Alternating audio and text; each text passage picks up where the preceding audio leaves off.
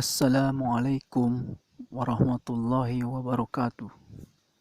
Allahumma salli ala Sayyidina Muhammad wa ala ali Sayyidina Muhammad. Rabbi israh li sadri wa yassir li amri wahlul 'uqdatam min lisani yafqahu qawli. Detik-detik wafatnya Rasulullah sallallahu alaihi wasallam. Kata Ibnu Mas'ud radhiyallahu anhu, Rasulullah ketika mendekati ajalnya, beliau mengumpulkan kami semua di rumah Siti Aisyah. Kami berkumpul dan beliau memandang memperhatikan kami semua tanpa kata, sehingga kami semua menangis menderaikan air mata. Lalu Rasulullah bersabda, "Selamat datang untuk kalian semua. Mudah-mudahan kalian dibelas kasihi oleh Allah Ta'ala. Saya berwasiat supaya kalian bertakwa kepada Allah, taat kepadanya, karena sungguh sudah dekat perpisahan di antara kita. Telah dekat pula waktunya kembali kepada Allah Ta'ala yang menempati surganya.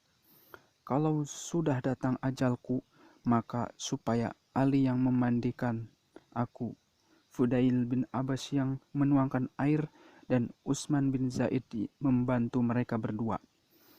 Kemudian kafani aku dengan pakaianku saja, manakala kamu semua menghendaki, atau dengan kain Yaman yang putih.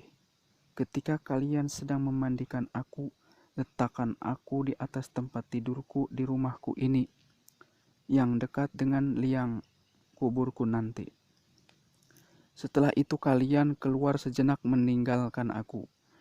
Pertama kali yang mensolati aku adalah Allah Azza wa Jalla, lalu malaikat Jibril, malaikat Israfil, malaikat Mikail, malaikat Israil, beserta pembantu-pembantunya.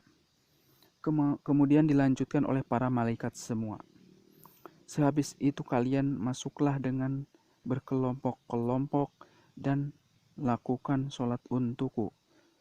Mendengar itu seketika para sahabat menjerit histeris, menangis sambil berkata, "Wahai Rasulullah, engkau adalah utusan untuk kami, menjadi kekuatan jamaah kami, selaku penguasa yang selalu memutuskan perkara di antara kami. Kalau Tuhan sudah tiada, lalu kepada siapa kami mengadukan semua persoalan?" Rasulullah Shallallahu Alaihi Wasallam bersabda, "Sudah aku tinggalkan untuk kalian jalan yang benar, di atas jalan yang terang benderang.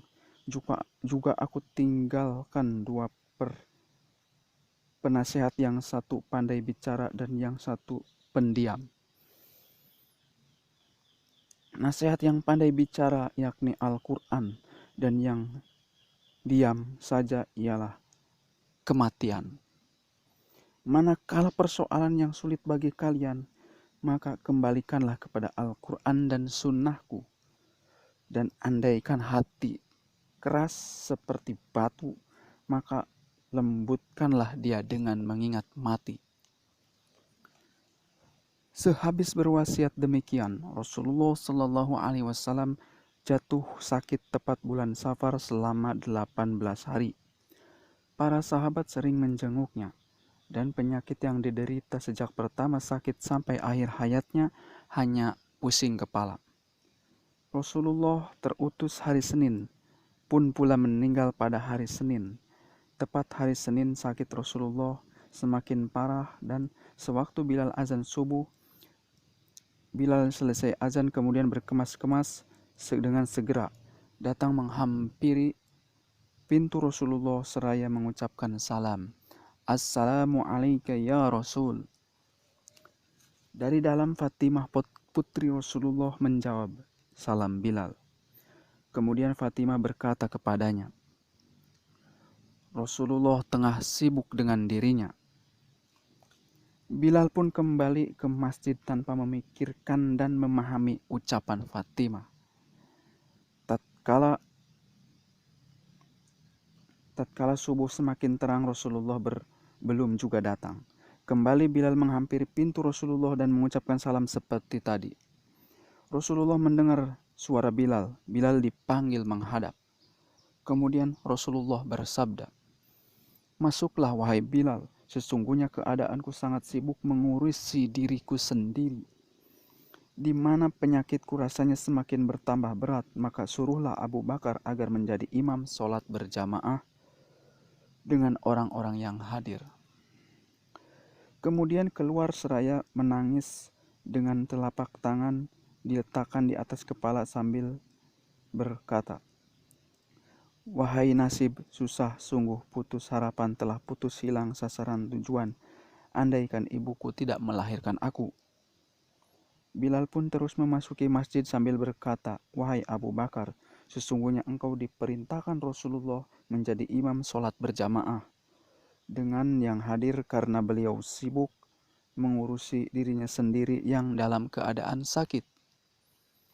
Tapi ketika Sayyidina Abu Bakar radhiyallahu anhu melihat mihrab masih kosong dengan tidak hadirnya Rasulullah, karena tidak tahan diri langsung menjerit dan pingsan.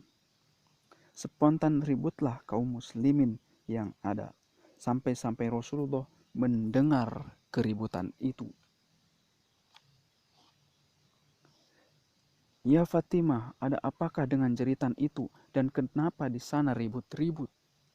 Fatimah menjawab, "Keributan itu karena kaum muslimin sendiri, sebab engkau tidak ada ya Rasul."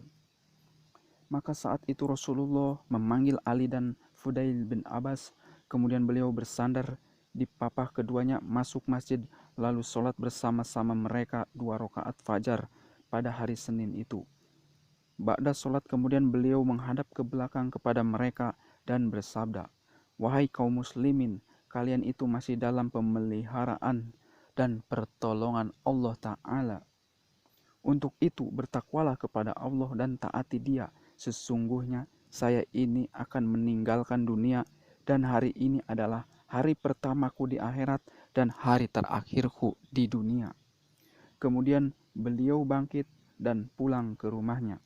Hadis ini masih panjang dan sampai di sini masih sahih. Wassalamualaikum warahmatullahi wabarakatuh.